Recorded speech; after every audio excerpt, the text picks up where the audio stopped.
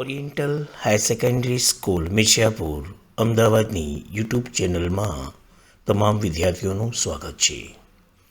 બધા જ વિદ્યાર્થીઓને વિનંતી કે oriental higher secondary school Mirzapur અમદાવાદની યુટ્યુબ ચેનલને સૌથી પહેલાં સબસ્ક્રાઈબ કરો, ત્યાર પછી લાઈક કરો અને ત્યાર પછી શેર કરવાનું ન ભૂલતા.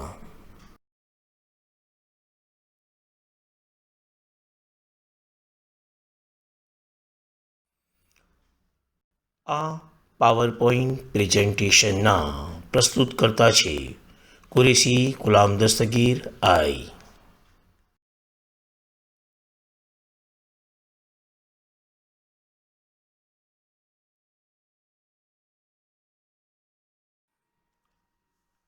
ધોરણ 11 વિષય ભૂગોળ, પાઠ નંબર 11, જેનું નામ છે વાતાવરણીય ભેજ.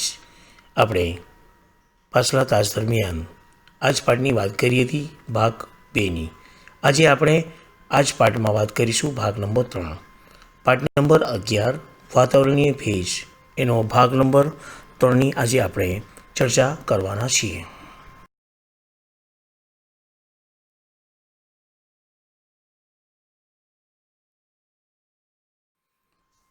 આપણે અગાઉ ભાગ નંબર 2ની અંદર વાત કરી હતી ઘનીભવન અને તેના સ્વરૂપોની.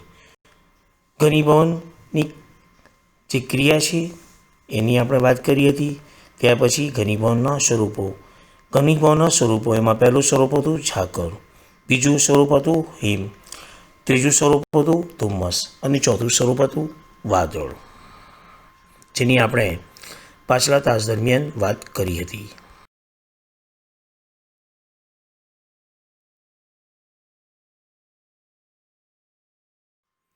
ઘનીભવનના પ્રકારો, એમાં આપણે 4 પ્રકારની વાત કરી હતી: ઝાકળ, હિમ, ધુમ્મસ, વાદળ.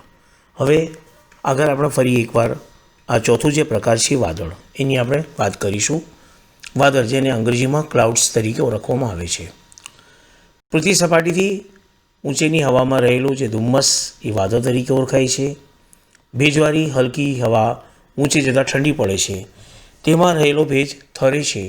ઊંચે ચડતી હવાનું તાપમાન ઝાકળ બિંદુથી નીચું જતાં વધારાના ભેજનું ઘનીભવન થાય છે અને હવામાં આવેલા ભેજગ્રાહી રસકણો ઉપર પાણીના અસંખ્ય જલબુંદો બંધાય છે. હવાનું તાપમાન 0 ડિગ્રી સેલ્સિયસથી પણ નીચું જાય તો તે રસકણો ઉપર જલબુંદોને બદલે સૂક્ષ્મ હિમપટ્ટીઓ બંધાય છે. આ જલબુંદો કે હિમપટ્ટીઓ વજનમાં હલકી હોવાથી હવામાં એ તરતા રહે છે, જેને આપણે વાદળ તરીકે ઓળખીએ છીએ. જે અહીંયા પાછલા ભાગ 2ની અંદર પણ મેં તમને આની સમજૂતી આપી હતી. અહીંયા તમે સ્પષ્ટ રીતે વાદળ જે છે એની આકૃતિ તમે સ્પષ્ટ રીતે જોઈ શકો છો.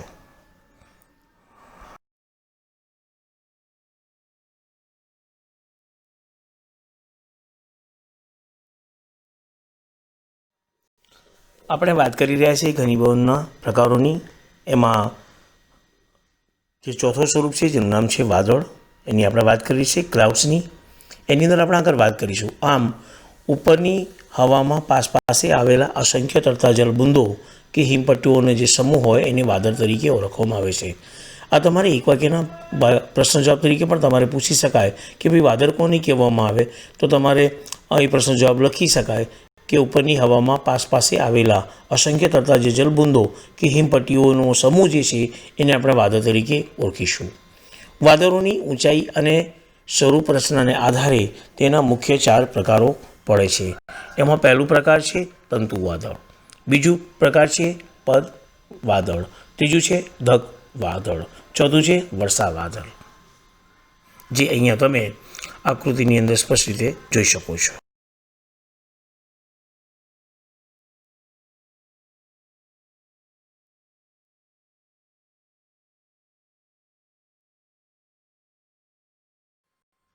આપણે પાઠ નંબર 11 વાતાવરણીય ભેજ, એની અંદર આપણે ભાગ નંબર 3માં આજે વાત કરવાના છીએ વાદળના પ્રકારો. એની આપણે વાત કરવાના છીએ. વાદળના 4 પ્રકાર: તંતુ વાદળ, પદ વાદળ, ત્યાર પછી ધગ વાદળ અને વર્ષા વાદળ. એ આપણે આકાશની અંદર કઈ રીતે છવાયેલા હોય છે એ તમે અહીંયા ચિત્રની અંદર સ્પષ્ટ રીતે જોઈ શકો છો. મેં અહીંયા ચિત્ર મૂકેલું છે. એ ચિત્રની અંદર એરો ની મદદથી મેં અહીંયા દર્શાવેલું છે, જે તમે અહીંયા જોઈ શકો છો. જે ખાસ કરીને તંતુ વાદળ જે છે એને આપણે સાયરસ ક્લાઉડ તરીકે ઓળખીએ છીએ. પદ વાદળ જે છે એને સ્ટાર્ટસ ક્લાઉડ તરીકે ઓળખીએ છીએ. જે ધક વાદળ જે છે એને કોમ્યુલિસ વાદળ ક્લાઉડ તરીકે ઓળખીએ છીએ. અને જે ચોથું જે પ્રકાર છે વર્ષા વાદળ, જેને આપણે નિમ્બસ ક્લાઉડ તરીકે ઓળખીએ છીએ, જે અહીંયા મેં એરો દ્વારા સ્પષ્ટ રીતે સમજાવેલું છે, બતાવેલું છે ચિત્ર, જે તમે અહીંયા આ વાદળો જે છે સ્પષ્ટ રીતે જોઈ શકો છો.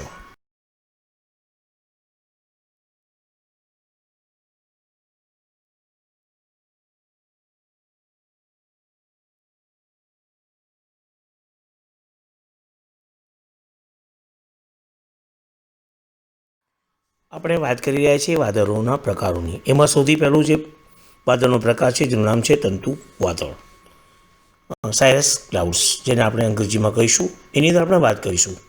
તંતુ વાદળો આકાશમાં લગભગ 10 કિલોમીટરથી વધુ ઊંચાઈએ જોવા મળે છે. એટલે આ તંતુ જે વાદળ છે એ આકાશ જે છે એની અંદર લગભગ કેટલા 10 કિલોમીટરથી વધુ ઊંચાઈએ આપણને જોવા મળે છે. આ વાદળો સૂક્ષ્મ હિમપટ્ટીઓના બનેલા હોય છે. એટલે આ જે વાદળો જે બનેલા હોય છે એ કેવી નાની નાની હિમપટ્ટીઓ જે હોય એનાથી બનેલા હોય છે. તેથી સૂર્યના પ્રકાશમાં સફેદ પૂણી જેવા લાગે છે. એટલે સૂર્યનો જ્યારે પ્રકાશ પડે છે તો એ આપણને સફેદ પૂણી જેવા લાગે છે. અને સૂર્યાસ્ત સમયે રંગીન પણ લાગે છે. જે તમે અહીંયા મેં જે આ તંતુ વાદળ જે છે એના જે મેં અહીંયા સ્પષ્ટ રીતે સ્લાઇડો મૂકી છે, ચિત્રો મૂકેલા છે. એ ચિત્રની અંદર તમે તંતુ વાદળ કોને કહેવામાં આવે, એટલે ક્યાં હોય, કઈ રીતે જોઈ શકાય, એ તમે અહીંયા ચિત્ર દ્વારા સ્પષ્ટ રીતે જોઈ શકો છો. મેં અહીંયા 5 ચિત્રો મૂકેલા છે. એ 5 ચિત્રો તંતુ વાદળ માટેના છે, જે તમે અહીંયા જોઈ શકો છો.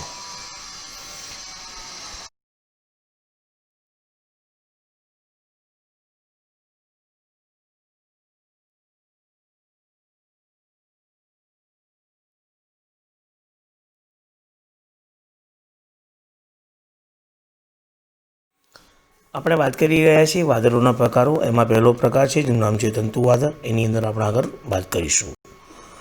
તંતુ વાદળો વિખરાયેલા પીછાના સ્વરૂપે જ્યારે પથરાયેલા હોય છે ત્યારે સારા હવામાનનો નિર્દેશ કરે છે. એટલે કે તંતુ વાદળો જે વિખરાયેલા હોય છે તો એ પીછાના સ્વરૂપે પથરાયેલા હોય છે. જ્યારે સારા હવામાનનો એ નિર્દેશ કરતો હોય છે કે હવામાન સારું છે એમ એવો બતાવે છે.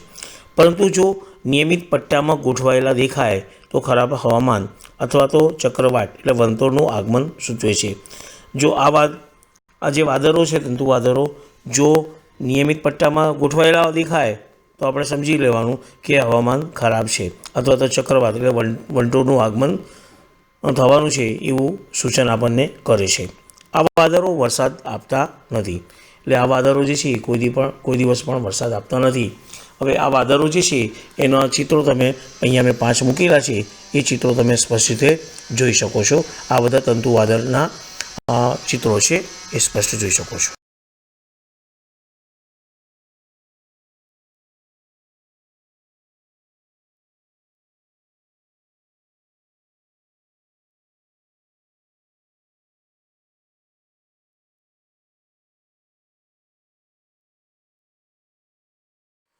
આપણે વાત કરી રહ્યા છીએ વાદળોના પ્રકારોની. આપણે સૌથી પહેલાં વાત કરી તંતુ વાદળની. હવે આપણે વાદળોના પ્રકારોમાં બીજા પ્રકારની વાત કરીશું, જેનું નામ છે પદ વાદળ, જેને આપણે અંગ્રેજીની અંદર સ્ટાર્ટસ ક્લાઉડ્સ તરીકે ઓળખીએ છીએ. એની અંદર આપણે વાત કરીશું કે પૃથ્વી સપાટીથી આશરે 10 કિલોમીટરની ઊંચાઈ સુધીમાં આ વાદળો જોવા મળે છે. એટલે કે જે પૃથ્વી સપાટી છે એનાથી આશરે લગભગ 10 કિલોમીટરની જે ઊંચાઈ છે ત્યાં સુધી આપણને આ વાદળો જોવા મળે છે. જેમ ખારી બિસ્કિટમાં એક પડ પર બીજું પડ ગોઠવાયેલું હોય છે તેવી જ રીતે આ પ્રકારના વાદળોમાં પણ એક પડ પર બીજું પડ જે છે ગોઠવાયેલું હોય તેવો તેનો વિશિષ્ટ આકાર હોવાથી આ વાદળ જે છે એ પડ વાદળ તરીકે ઓળખાય છે. એટલે આપણે જે ખારી બિસ્કિટ જે આવે છે જેને આપણે ખારી કહીએ છીએ, એ ખારી તમે જોઈ હશે. એ ખારી બિસ્કિટની અંદર શું થાય છે કે એક પડ હોય છે, એની ઉપર બીજું પડ હોય છે, અને બીજા ઉપર ત્રીજું પડ હોય છે. તો એ જ રીતે આ પ્રકારના વાદળમાં વાદળમાં પણ શું થાય છે કે એક વાદળ જે હોય એનું પડ હોય એના ઉપર બીજું વાદળનું પડ ગોઠવાયેલું હોય, બરાબર. તો એવો તેનો વિશિષ્ટ આકાર હોય છે, એટલા માટે એને આપણે આ વાદળ જે છે એ પડ વાદળ તરીકે ઓળખાય છે. એટલે કે આ વાદળો જે છે એક વાદળના પડ ઉપર બીજો વાદળ પડ, બીજા ઉપર ત્રીજો વાદળનો પડ, તો એટલા માટે એને આપણે વાદળ પડ તરીકે ઓળખીએ છીએ. જો કદાચ તમારે એક વાક્યના પ્રશ્ન જવાબ તરીકે પૂછે કે ભાઈ વાદળ પડ કોને કહેવામાં આવે છે, તો એ તમે પ્રશ્નના જવાબ લખી શકો છો. આગળ આપણે વાત કરીશું હવાના ઉપરના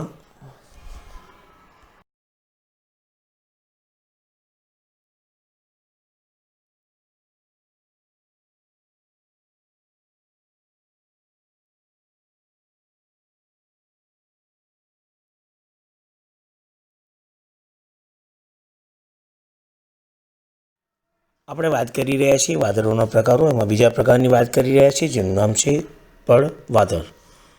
એટલે મેં તમને અગાઉ વાત કરી કે ભાઈ અને પડ જે છે વાદળ શા માટે કહેવામાં આવે છે, તો કે ભાઈ જે ખારી બિસ્કિટમાં જે રીતે એક પડ ઉપર બીજો પડ હોય છે, તો એવી જ રીતે આ જે વાદળો છે એના અંદર પણ એક વાદળનો પડ હોય છે, એના ઉપર બીજો વાદળનો પડ ગોઠવાયેલો હોય છે. એટલે આ વિશિષ્ટ પ્રકાર હોવાથી આપણે એને શું કહેવામાં કહીએ છીએ, વાદળ. આ જે વાદળ જે છે એને પડ વાદળ તરીકે ઓળખીએ છીએ. હવે એમાં આપણે આગળ વાત કરીશું કે જ્યારે હવાના ઉપરના જે થરો હોય એમાં એક બાજુથી ગરમ હવાનો પ્રવાહ અને બીજી બાજુથી શું થાય છે, ઠંડી હવાનો પ્રવાહ એકબીજા ઉપર થઈને આવે છે. એટલે કે આ જે હવા ઉપર જે થરો હોય છે એ થરોની ઉપર એક બાજુથી ગરમ હવાનો પ્રવાહ આવે છે, તો જ્યારે બીજી બાજુથી ઠંડી હવાનો એકબીજા એટલે પ્રવાહ આવે છે, ઠંડી હવાનો પ્રવાહ આવે છે. એટલે આ પ્રવાહો જે છે એક બીજા ઉપર થઈને આવે છે. તો આ પડ જે વાદળ જે છે એનો પડ જેવો વાદળ જેવો આકાર બની જાય છે. આ વાદળો વાતાવરણીય વિક્ષોભની આગાહી કરે છે. નીચા પડવાદળો ધીમો વરસાદ આપે છે. એટલે નીચા પડવાદળો હોય એ વરસાદ કેવો આપે, ધીમો આપે છે. પરંતુ આકાશમાં ચાદરની જેમ પથરાયેલા વધુ ઊંચાઈના પડ વાદળો વરસાદ આપતા નથી. એટલે આકાશની અંદર ચાદરની જેમ પથરાયેલા હોય અને વધારે ઊંચાઈ ઉપર હોય આ પડ વાદળો, તો એ પડ વાદળો જે છે એ વરસાદ આપતા નથી. એટલે આ વસ્તુ તમારે ખાસ ધ્યાન રાખવાની છે કે નીચા પડ વાદળો જે છે એ ધીમો વરસાદ આપે છે, જ્યારે ઊંચા પડ વાદળો જે છે એ વરસાદ આપતા નથી. ખાસ કરીને આ પડ જે વાદળો જે છે એ વાતાવરણીય વિક્ષોભની આગાહી કરતાં આપણને જોવા મળે છે. અહીંયા પડવાદળ કોને કહેવામાં આવે અથવા તો પડવાદળ જે છે એના તમે ચિત્રો સ્પષ્ટ રીતે જોઈ શકો છો. મેં અહીંયા લગભગ 6 ચિત્રો જે મૂકેલા છે, આ બધા ચિત્રો જે છે પડવાદળના છે, એ તમે સ્પષ્ટ રીતે જોઈ શકો છો.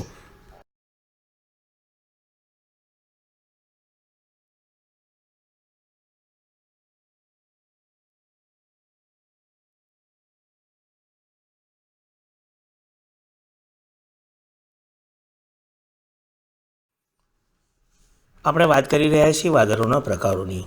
એમાં સૌથી પહેલાં આપણે વાત કરી તંતુ વાદળ, ત્યાર પછી બીજા પ્રકારની વાત કરી જેનું નામ છે પડ વાદળ.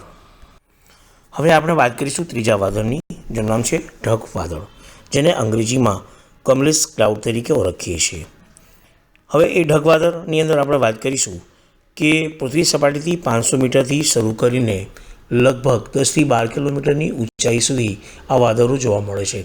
એટલે કે જે પૃથ્વી સપાટી છે તો એનાથી લગભગ 500 મીટરથી આપણે શરૂ કરીએ તો લગભગ 10થી 12 કિલોમીટર સુધીની જે ઊંચાઈ છે એ ઊંચાઈની અંદર આપણને આ પ્રકારના વાદળો જોવા મળે છે. રૂના ઢગલા જેવો તેનો વિશિષ્ટ દેખાવ હોવાથી તેને ઢગવાદળ તરીકે ઓળખાય છે. હવે તમારે આ એક વાક્યના પ્રશ્ન જવાબ તરીકે પૂછે કે ભાઈ એને ઢગવાદળ શા માટે કહેવામાં આવે, તો એનો પ્રશ્ન જવાબ તમે લખી શકો કે ભાઈ રૂના ઢગલા જેવો તેનો વિશિષ્ટ દેખાવ હોવાથી તેને આપણે ઢગવાદળ તરીકે ઓળખીએ છીએ. એટલે તમે જોઈ હશે રૂ, જેને આપણે અંગ્રેજીમાં કોટન કહીએ છીએ, આપણે જનરલી રૂઈ શબ્દનો ઉપયોગ કરીએ છીએ. તો જે રૂઈ છે એના ઢગલા કેવા હોય છે, બરાબર, તો એ રીતે આ રૂઈના ઢગલા જેવો એનો આકાર જે છે એ વિશિષ્ટ દેખાય છે. એટલે રૂના ઢગલા જેવું દેખાય છે. તમે અહીંયા ચિત્રો જે છે એ ચિત્રોની અંદર આ ઢગ વાદળો જે છે એના મેં ચિત્રો આપેલા છે, એ ચિત્રોની અંદર તમે જોઈ શકો છો કે એ આપણને દૂરથી એવા જ લાગે કે ભાઈ રૂના ઢગલા છે. તો આ રૂના ઢગલા જેવો એનો વિશિષ્ટ દેખાવ હોવાને કારણે એને આપણે ઢગવાદળ તરીકે ઓળખીએ છીએ. તેનો પહોળો પાયાનો વિસ્તાર પૃથ્વી તરફ અને સાંકડો ટોચ વિસ્તાર ઊંચે આકાશમાં વિસ્તરેલો જોવા મળે છે. એટલે એનો પહોળો જે ભાગ હોય તો એ પૃથ્વી તરફ હોય છે, જ્યારે એનો સાંકડો ભાગ હોય એ ટોચ વિસ્તાર જે છે એ ઊંચી આકાશમાં વિસ્તરેલો જોવા મળે છે, જે તમે અહીંયા ખાસ કરીને ત્રીજા અને ચોથા ચિત્રની અંદર સ્પષ્ટ રીતે તમે જોઈ શકો છો કે પહોળો ભાગ જે છે એ પૃથ્વી તરફ દેખાય છે, જ્યારે એનો ઉપરનો જે ભાગ જે છે સાંકડો ભાગ ટોચનો ભાગ એ આકાશ તરફ એ વિસ્તરેલો જોવા મળે છે.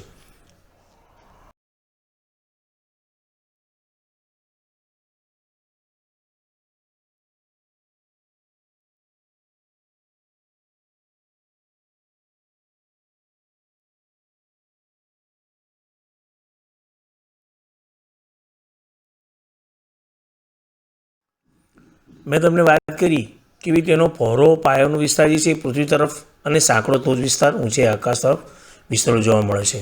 તેનું તળિયેથી ટોચ સુધીનું અંતર સેંકડો મીટર હોય છે. એટલે ખાસ કરીને એનું જે તળિયેથી જે ટોચ સુધીનું જે અંતર હોય છે એ સેંકડો મીટર હોય છે. દિવસે ગરમ હવાના ઉષ્ણતામાનના પ્રભાવથી ઢગવાદળો વિસ્તરે છે. એટલે દિવસે ગરમ હવાનું ઉષ્ણતામાન હોય તો એનો જે પ્રવાહ હોય તો એના કારણે ઢગવાદળો વિસ્તરે છે અને રાત્રે તેઓ અદૃશ્ય થઈ જાય છે. એટલે તમે રાત્રે જુઓ તો આ રાત્રે આ ઢગવાદળ તમે જોવા મળશે નહીં. એ કેમ કે રાત્રે જે છે એ આ ઢગવાદળ જે છે એ જો અદૃશ્ય થઈ જાય. આમ ખૂબ મોટા ઢગવાદળો વર્ષા વાદળમાં ફેરવાઈ જાય છે ત્યારે તે ગાજવીજ સાથે મુશળધાર વરસાદ આપે છે. જ્યારે આ ખૂબ મોટો જે ઢગ થઈ ગયેલો હોય વાદળોનો, એ મોટો ઢગ જે છે વાદળો એ વર્ષાના વાદળની અંદર ફેરવાઈ જાય છે અને જ્યારે આ વર્ષાના વાદળમાં ફેરવાય એટલે ગાજવીજ સાથે મુશળધાર વરસાદ પડે છે. અહીંયા પણ તમે ખાસ કરીને લગભગ તમે જોઈ શકો છો કે મેં 7 ચિત્રો મૂકેલા છે. એ 7 ચિત્રો જે છે ઢગવાદળના છે. શરૂઆતના જે 4 ચિત્રો જે છે એ તમે ઢગવાદળના એટલે દિવસના તમે જોઈ શકો છો. પછી મેં તમને વાત કરી કે ભાઈ ખૂબ મોટા ઢગવાદળો એ વર્ષા વાદળમાં ફેરવાઈ જાય છે. તો છેલ્લા જે ચિત્રો છે બંને એ વરસાદની અંદર જે ફેરવાતા હોય બરાબર અને ગાજવીજ સાથે મુશળધાર વરસાદ આપે છે, તો એવા વાદળો જે છે એ બને છે. તો એ વાદળોના મેં ચિત્રો અહીંયા મૂકેલા છે. છેલ્લા 2 ચિત્રો જે છે એ મુશળધાર વરસાદ આપે એવા વાદળો જે બને છે એના એ ચિત્રો છે.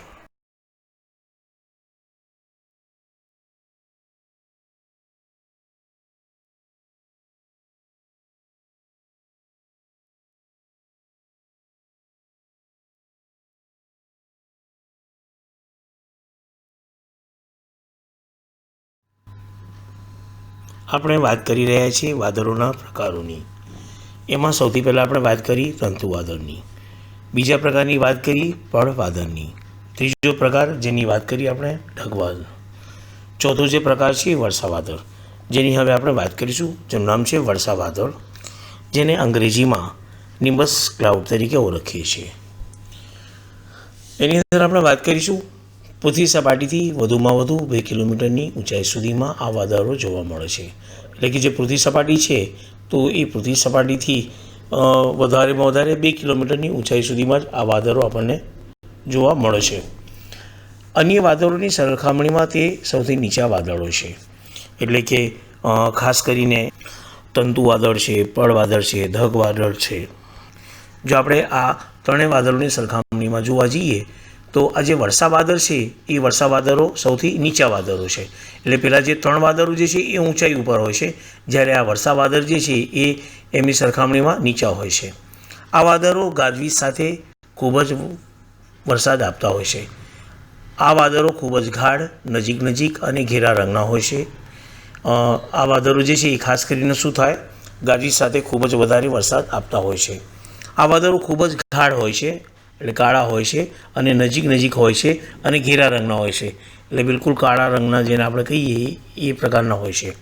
જે અહીંયા તમે ચિત્રો જે છે એની અંદર લગભગ મેં 6 ચિત્રો આપેલા છે. એ 6 ચિત્રોની અંદર તમે સ્પષ્ટ રીતે આ વાદળો જે છે કેવા હોય છે એ અહીંયા દર્શાવેલા છે, તમે સ્પષ્ટ રીતે જોઈ શકો છો.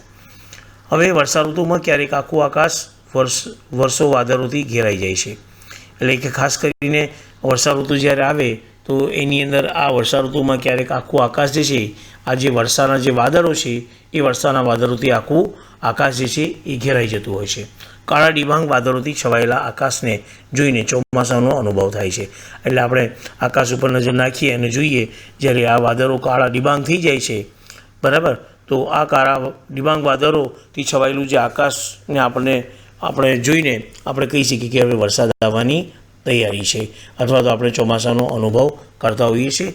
જ્યારે આ કાળા ડિબાંગ વાદળોથી છવાયેલું આકાશને જોઈએ છે ત્યારે આપણે સમજી શકીએ કે હવે વરસાદ આવશે, અથવા તો ચોમાસાની શરૂઆત થશે એવો આપણે અનુભવ કરતા હોઈએ છીએ.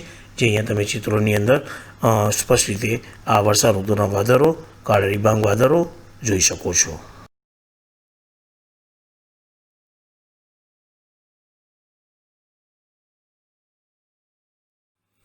ધોરણ 11 વિષય ભૂગોળ, પાઠ નંબર 11, જેનું નામ છે વાતાવરણીય ભેજ. એના આજે આપણે ભાગ નંબર 3ની અંદર વાત કરી વાદળોના પ્રકારની. વાદળોના 4 પ્રકાર, જેમાં આપણે વાત કરી તંતુ વાદળની. ત્યાર પછી આપણે બીજા પ્રકારની વાત કરી જેનું નામ હતું પડ વાદળ. ત્રીજું જે વાદળનો જે પ્રકાર હતું જેનું નામ હતું ઢગ વાદળ. અને ત્યાર પછી ચોથું જે વાદળનો જે પ્રકાર હતું જેનું નામ હતું વર્ષા વાદળ. આ વાદળોના પ્રકાર સુધી આજે આપણે અહીંયા સુધી રાખીશું. તમારો ગૃહ કાર્ય પાઠ પૂર્ણ થતાં સ્વાધ્યાયના પ્રશ્ન જવાબો તમારે લખવાના છે. હજુ આપણે ફરી આજ પાઠ નંબર 11 જેનું નામ છે વાતાવરણીય ભેજ, એના ભાગ નંબર 4, 5ની અંદર આપણે ફરી મુલાકાત કરીશું. ફરી આપણે પછીના પીરિયડમાં ભાગ નંબર 4માં મળીશું. પાઠ નંબર 11 ભાગ નંબર 4 એની અંદર આપણે ફરી મુલાકાત કરીશું. ખૂબ ખૂબ આભાર, ધન્યવાદ.